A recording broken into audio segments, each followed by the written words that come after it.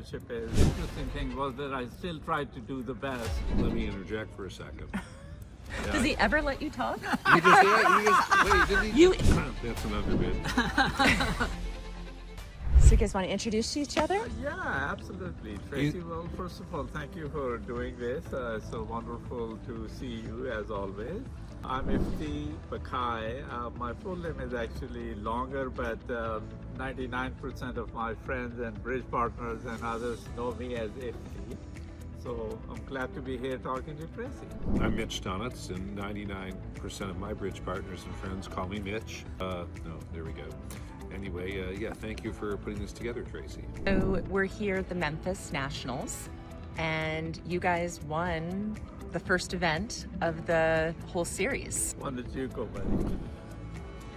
We didn't do anything spectacular. We had 4 consecutive, very steady sessions, and we tried not to get zeros. That was our mantra. So there were certainly a few average minus scores, but the goal was not to do anything esoteric that might possibly lead to a zero. And ironically, one of the hands that Ifti's going to talk about, we were in 3 clubs making 6, which I was very conservative in the bidding, but the point was I was willing to take an average minus instead of a zero, and Ifti played the hand quite well, and we got an average plus on that score. So I guess maybe we'll dwell on that. Okay, so Tracy, part of Mitch and my partnership that goes way back in time. The most interesting thing about our partnership is that I'm always wearing rose-colored glasses. I've bid very aggressively, and Mitch, my buddy here, my dear partner, is always trying to keep things under control, knowing my tendencies, right? So That's an underbid. here was a hand, and is it okay for me Yes. to talk Oh about some gosh, hand? yeah. Okay, I'm sure so- people would love.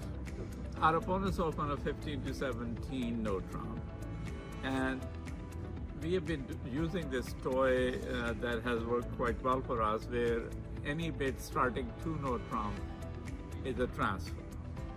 So 2-note round would be transferred to clubs, 3 club would be transferred to diamonds, and so on and so forth. And my partner, Mitch, bids 2-note round, and it's white against white, I believe. And here is my hand: Jack 10, 5th of spades, 10, 8, 7, 4th of hearts, Ace 3rd of diamond, and singleton king of clubs. So 5, 4, 3, 1 with 8 high cards. He bid 2-note trump, I bid 3 club, he goes pass, and now he thinks for a while, and after some deliberation he decided to tap the table. Let me interject for a second. In some situations, after bidding the suit, if you open a no trump and transfer to clubs and bid 3 of a major, that would be shortness. This situation's a little different. I had a spade void. I was thinking maybe I would bid 3 spades to show a spade void and going or spade shortness and a move forward. But I also was afraid that he might take this for spades, so I just was swallowing my misery and I passed 3 clubs. So Okay. now the opening lead is ace of spade and dummy tables, as Mitch indicated, void and spades. I have Jack 10 5th. He has ace 9 doubleton of hearts. I have 10 8 7 4th. He has king 3rd of diamond. I have his 3rd of diamonds. But here was interesting. He has king 10 9 of diamonds. Those are important spot cards. And his clubs were ace queen 8s.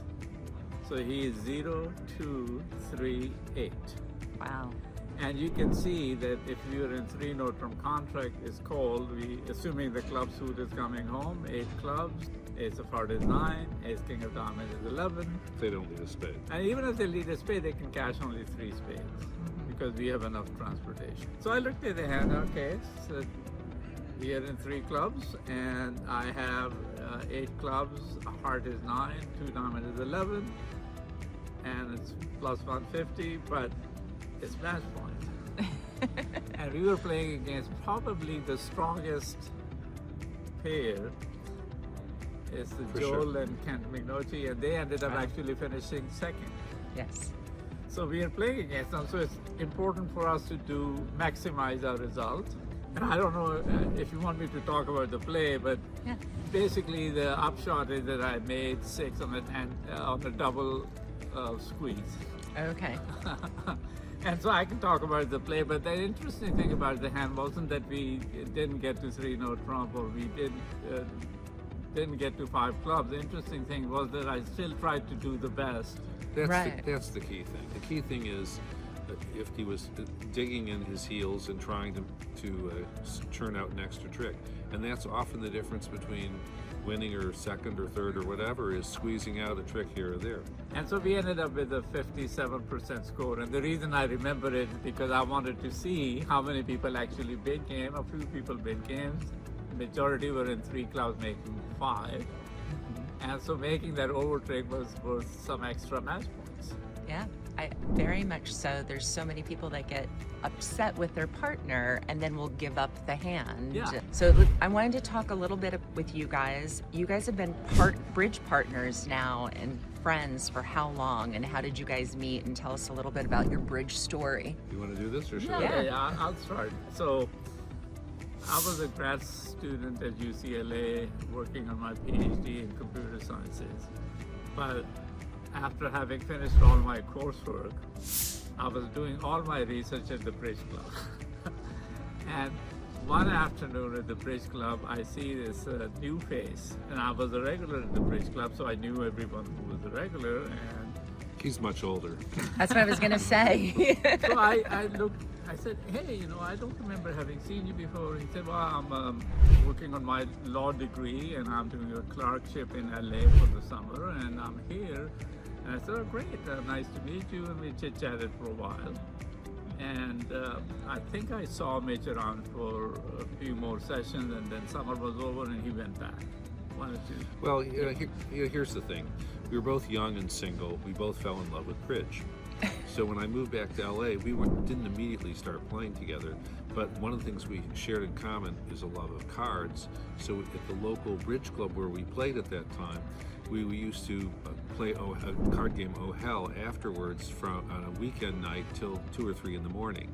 So that sort of started our friendship, and that led to eventually to playing cards. And I think one of the things I remember about that era was that we just had an endless capacity without a lot of responsibilities to enjoy our love of playing card games.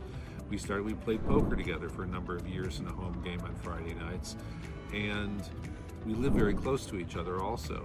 It's funny, I mean, we were like literally 2-3 blocks away without having had any idea.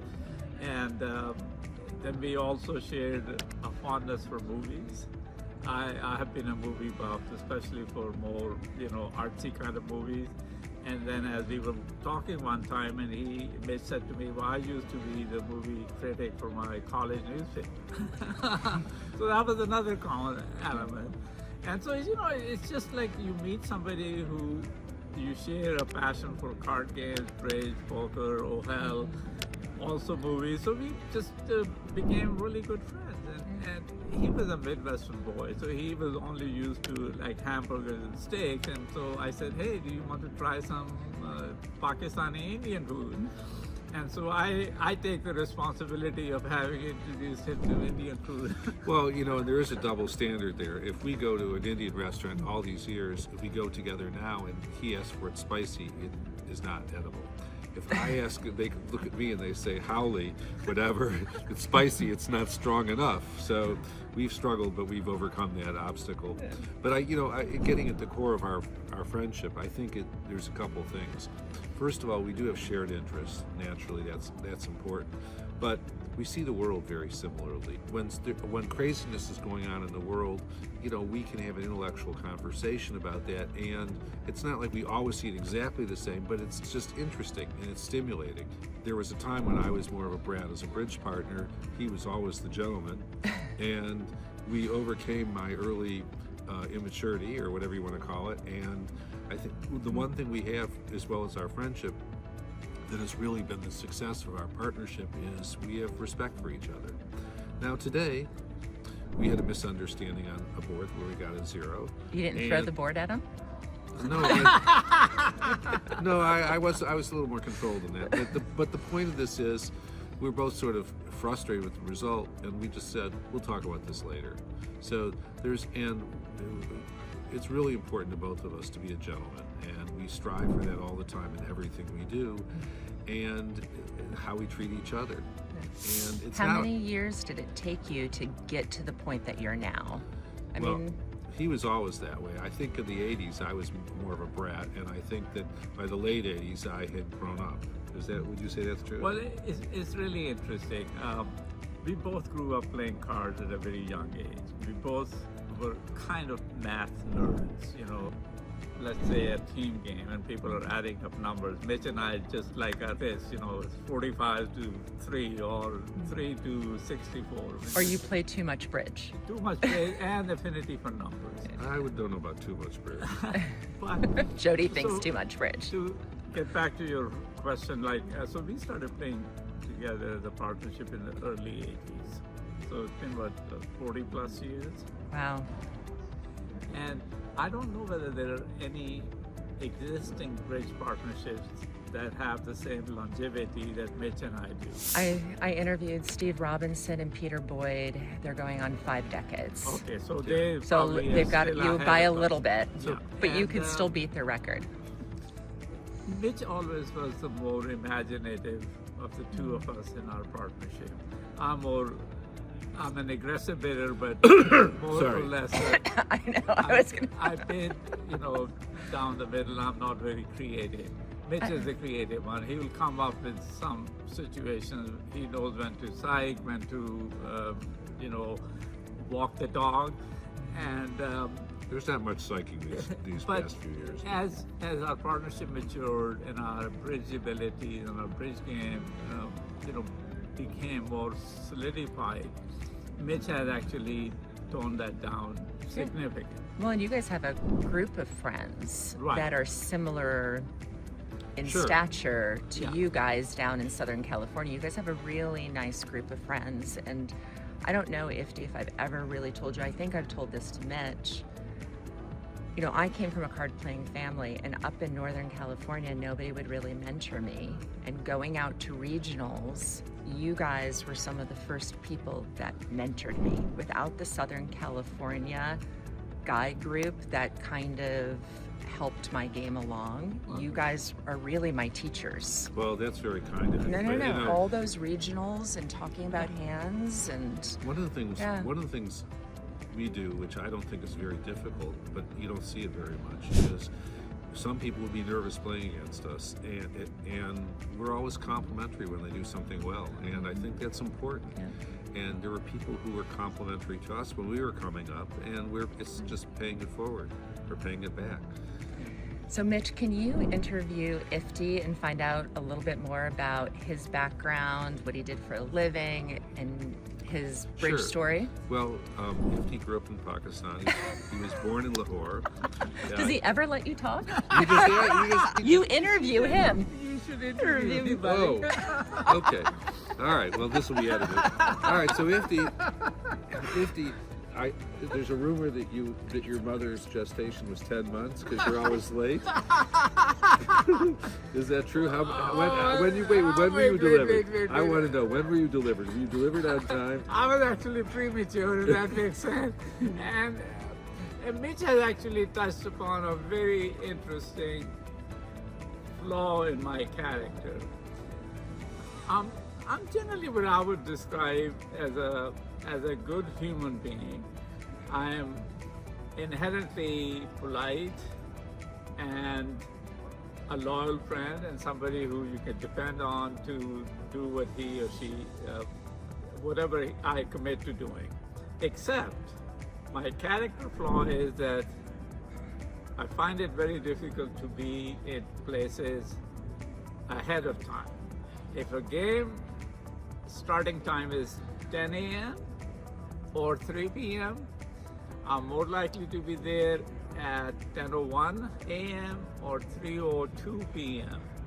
And initially when Mitch and I started playing together, he used to be nervously walking down the hallway saying, where is my partner? It's game time and he's not here. I'm still No, nervous. no, I don't want you to interrupt yet. And it went on for a long time. And as I mentioned earlier, my name is Ifti Baqai. And it's about 40 years or so ago, Mitch said one day, "Hey Ifti, your birthday coming up." And I said, "Yes." And he goes, "I have a present for you." Okay? I was a little surprised because, guys generally don't worry too much about birthdays and stuff. And come my birthday, we are playing at a bridge club, and he walks up and hands me a package. I'm sharing the story that my birthday rolled around and Mitch said, "I have a present for you." So he hands me a package, and I said, "Can I open it now?" And he goes, "No, just do it at home. You're playing cards, so let's play bridge."